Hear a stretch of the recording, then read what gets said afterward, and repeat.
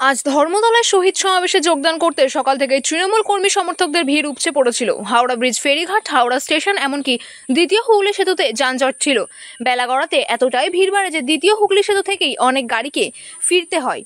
ফলে মন খারাপ হয়েছে অনেক কর্মীদের। তবে বিভিন্ন জেলা থেকে আসা তৃণমূল কর্মী সমর্থকদের বাস রাখতে হয়েছে সাঁতরাগাছি বাস টার্মিনালে এবং সেখানেই দুপুরের খাওয়ার জন্য রান্না বান্না করতে হয়েছে। তবে অনেক তৃণমূল কংগ্রেস কর্মীদেরকে দেখা গেল উৎসবের মেজাজে আসর পেতে মদের ফোয়ারা তুলছে। কেউ গাড়ি স্ট্যান্ড করে পাশে বসে, কেউ আবার প্রকাশ্যে বসে মদ্যপান করছে। মনেই হবে না শহীদদের তর্পণ করতে বেরিয়েছেন। আমাদের ক্যামেরা দেখে কেউ মুখ লুকিয়ে সরে গেছেন, এতটাই মদের নেশায় বুঁদ হয়ে আছে ক্যামেরার সামনে কথা বলতে পারছেন না। এমনই দৃশ্য দেখা গেল সাঁতরাগাছি বাস টার্মিনালে।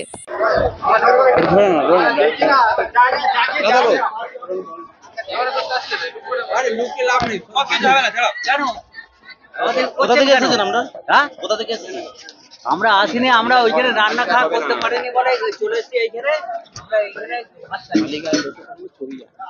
এটা কি হচ্ছে? তো মদ এগুলো কি হচ্ছে? এগুলো করে না কোনটা? এটা কি হচ্ছে? এগুলো কেন করছে? এগুলো ভিডিও করছে না? কাটো এগুলো তোমরা এগুলো ইনি করছে, ভিডিও করছে তোমরা। ওরা তো দিন করছে,